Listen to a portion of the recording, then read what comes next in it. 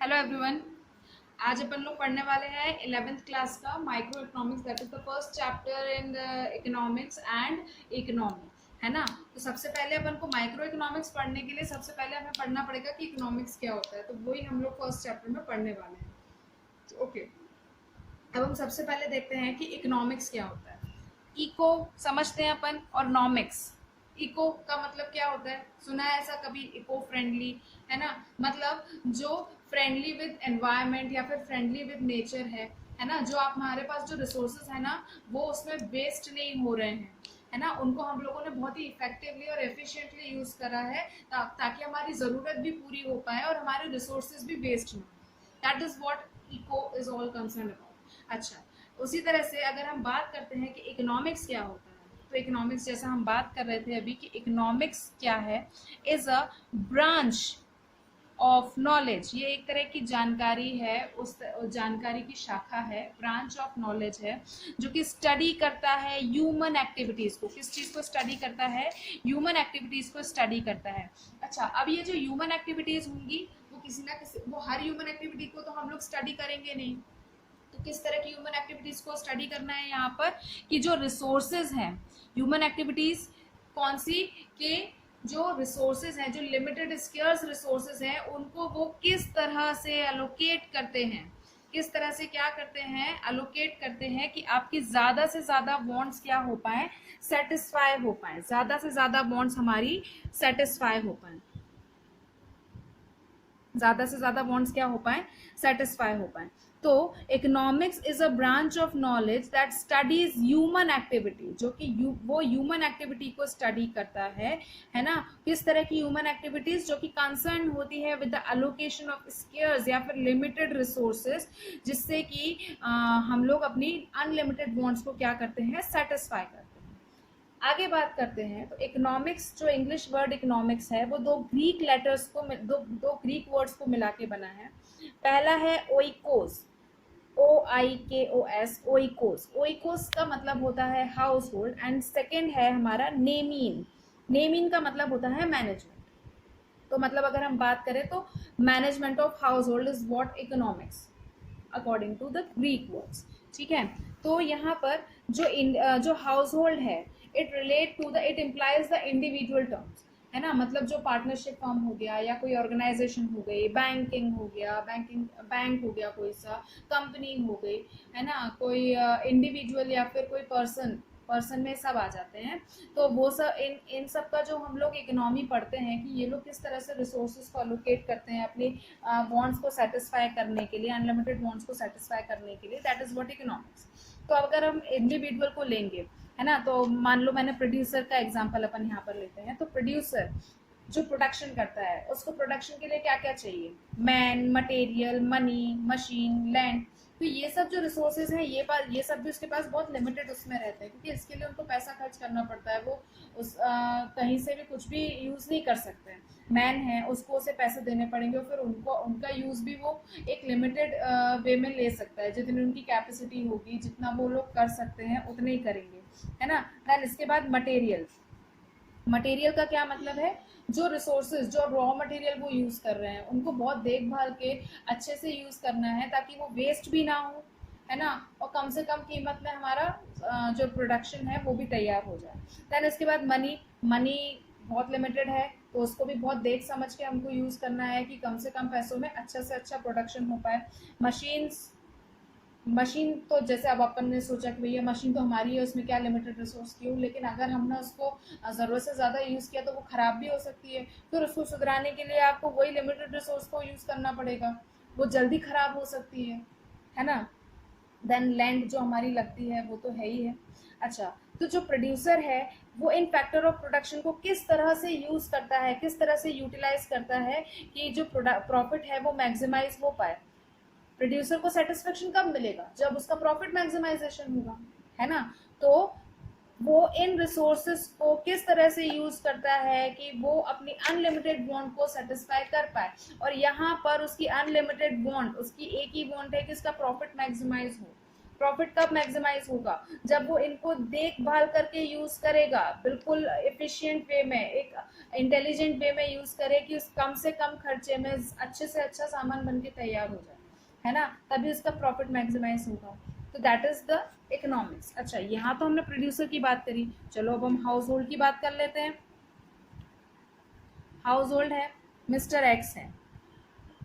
Mister x के घर में 4 लोग रहते हैं।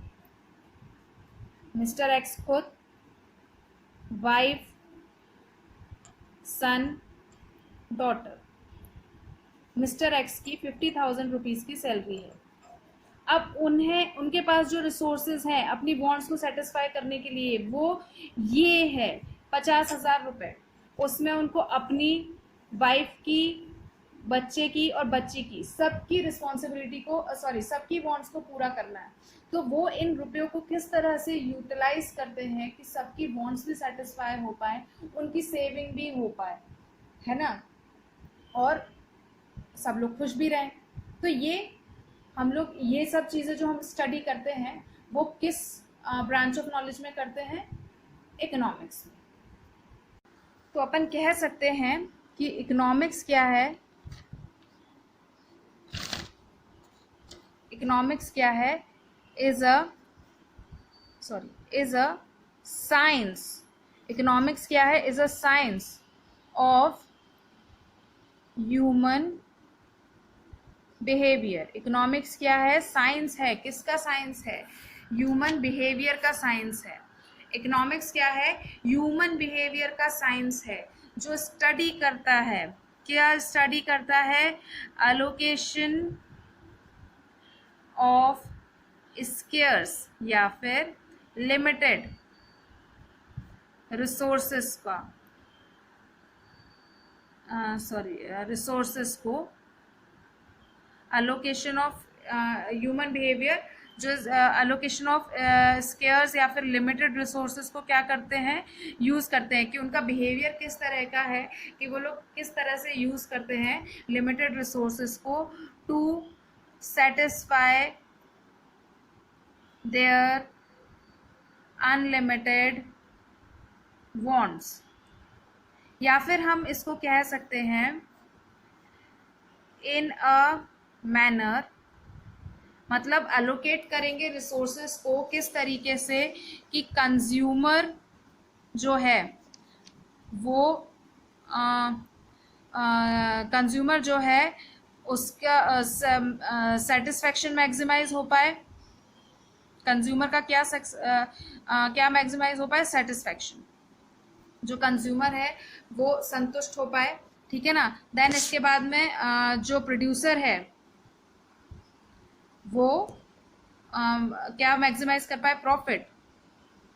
प्रोड्यूसर का प्रॉफिट मैक्सिमाइज हो पाए। और जब हम इकोनॉमी को एज अ होल पढ़ते हैं, मतलब एज फॉर सोसाइटी पढ़ते हैं, तो मैक्सिमाइज ऑफ सोशल वेलफेयर हो पाए। मैक्सिमाइजेशन ऑफ सोशल वेलफेयर हो पाए, मतलब जब मैं इंडिविजुअल पॉइंट ऑफ व्यू से पढ़ती हूँ तो उन लोगों की जो ज़रूरतें हैं वो पूरी हो पाए, जो इंडिविजुअल्स की ज़रूरतें हैं, चाहे वो प्रोड्यूसर हो, चाहे वो हाउस होल्ड हो, चाहे वो कोई ऑर्गेनाइजेशन हो, चाहे कंपनी हो, चाहे पार्टनरशिप फर्म हो, कोई भी हो। लेकिन जब हम इकोनॉमी को एज अ होल पढ़ते हैं from the society point of view, तो सोसाइटी के लिए सेटिस्फेक्शन क्या है? कि लोगों का ज़्यादा से ज़्यादा भला हो पाए, एजुकेशन पहुंच पाए लोगों तक, हेल्थ फैसिलिटी पहुंच पाए, लोग किसी के पास में भी पैसों की कमी ना हो, गरीबी दूर हो पाए। तो इसका मतलब क्या है? कि सोशल वेलफेयर मैक्सिमाइज होता है ना। तो economics is the science of human behaviour. Economics is the science of human behaviour in which allocation of scarce or limited resources are studied, that the allocation of scarce resources in a manner कि consumer satisfaction को maximise कर पाए, producer profit को maximise कर पाए, and society में social welfare maximise हो पाए। देखने वाले हैं कि ये जो स्केर्सिटी है वो क्या है एंड चॉइस क्या है। तो scarcity and choice is the essence of economics, है ना। चॉइस मतलब हमको किसी ना किसी उसमें से ऑप्शन में से कुछ चूज करना है, ठीक है। तो स्केर्सिटी सबसे पहले हम देखते हैं कि क्या है है ना। स्केर्सिटी वो सिचुएशन है कि हमारे पास जो है, जो हमको चाहिए वो उससे कम है। मतलब जैसे मुझे चाहिए कि मेरे पास मतलब इतने रुपयों की मुझे ज़रूरत है ना। अगर कोई मान लो किसी को कोई मकान खरीदना है और उसको चाहिए कि उसके पास 30 लाख रुपए हो जिससे वो घर खरीद सकता है, लेकिन नहीं है, इसी के कारण तो हम लोग लोन लेते हैं, है ना। तो स्केर्सिटी का मतलब क्या है कि आपको जो चाहिए आपके पास वो है तो, लेकिन कम है, लिमिटेड है ना। तो अगर हम लोग क्या कह सकते हैं, इट इज़ अ सिचुएशन जब जो सप्लाई है रिसोर्सेज की वो उसकी डिमांड से हमारे पास कम है, कि मुझे इतने रुपयों की ज़रूरत है लेकिन इतने रुपए मेरे पास आ नहीं रहा है, तो that is what the scarcity of money आया है ना। और चॉइस जो है वो उसी का एक रिजल्ट है, स्केर्सिटी। चॉइस कैसे उसका रिजल्ट है कि भैया ये ऑप्शन है आपके पास, अगर आपके पास इतने रिसोर्सेज हैं तो इतने रिसोर्सेज में आपको इसको यूज़ करने के लिए कुछ ऑप्शंस हैं। अब आपको उन ऑप्शंस में से चूज करना है कि आप कौन सा ऑप्शन चूज करते हो। तो choice is the outcome of choice is the outcome of scarcity.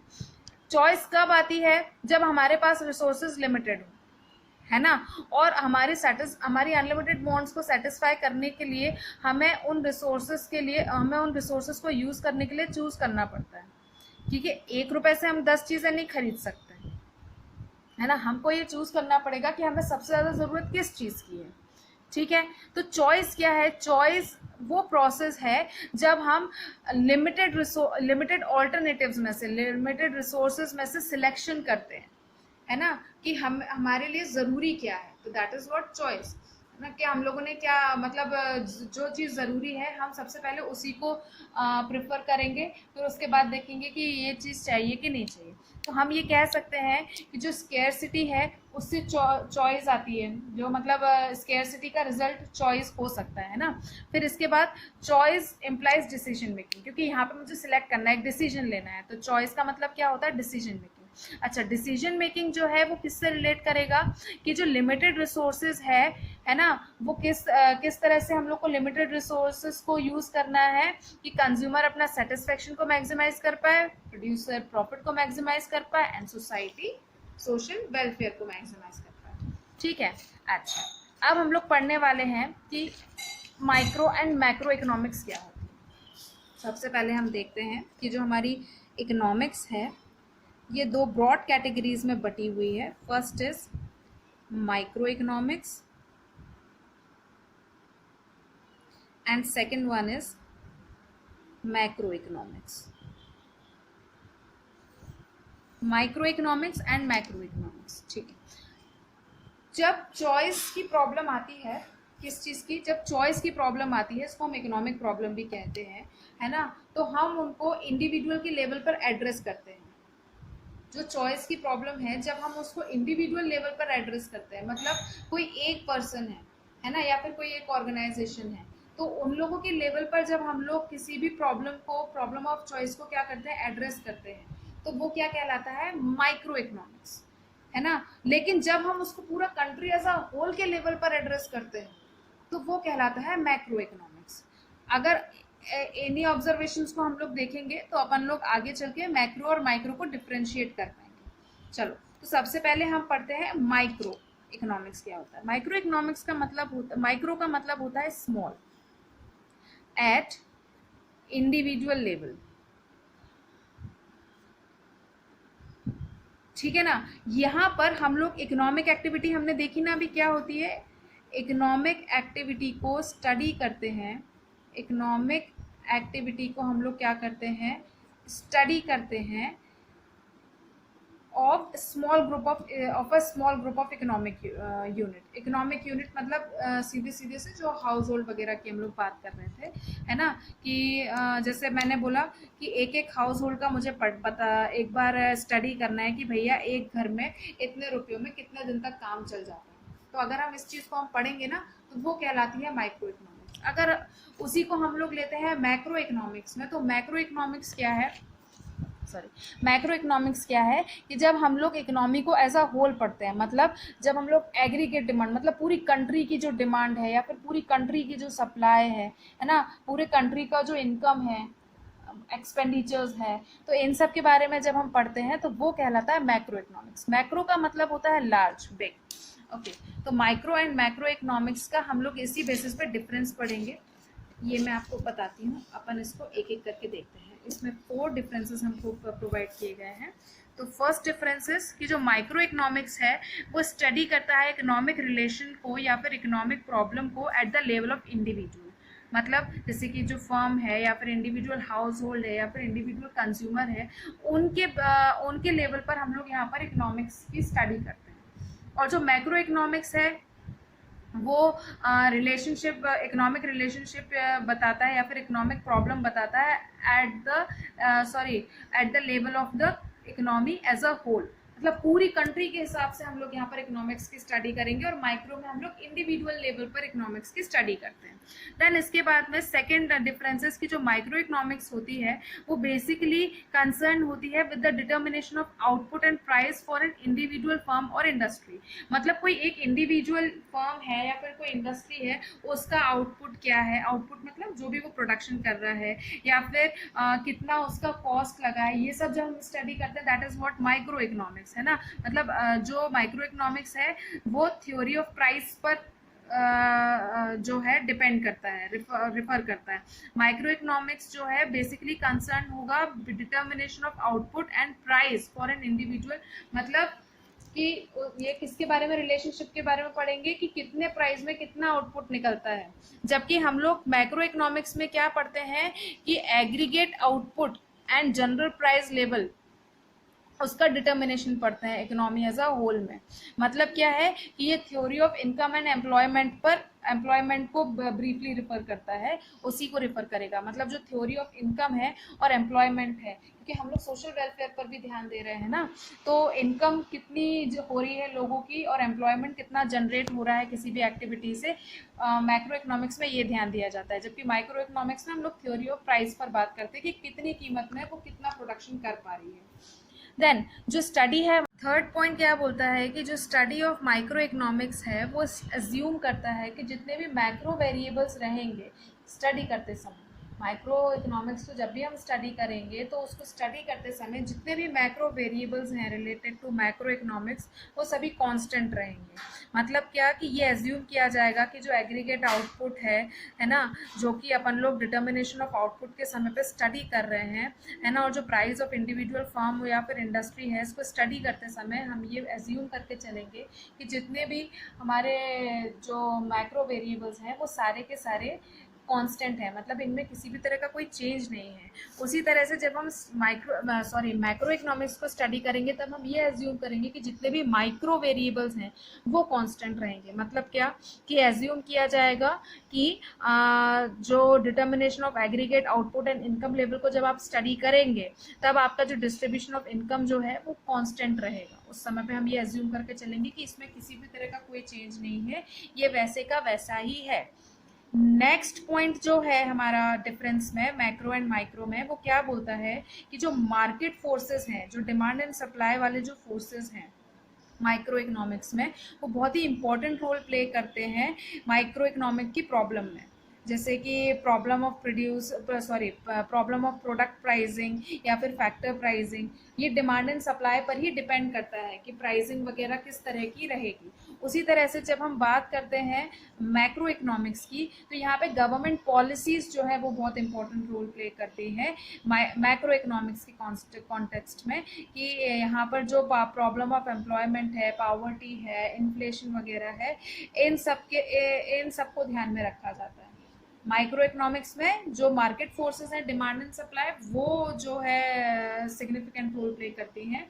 और मैक्रो इकोनॉमिक्स में क्योंकि हम लोग इकोनॉमी एज अ होल पढ़ रहे हैं तो यहाँ पे गवर्नमेंट पॉलिसीज जो है वो इम्पोर्टेंट रोल प्ले करती हैं। So that is all about the difference between micro and macro economics.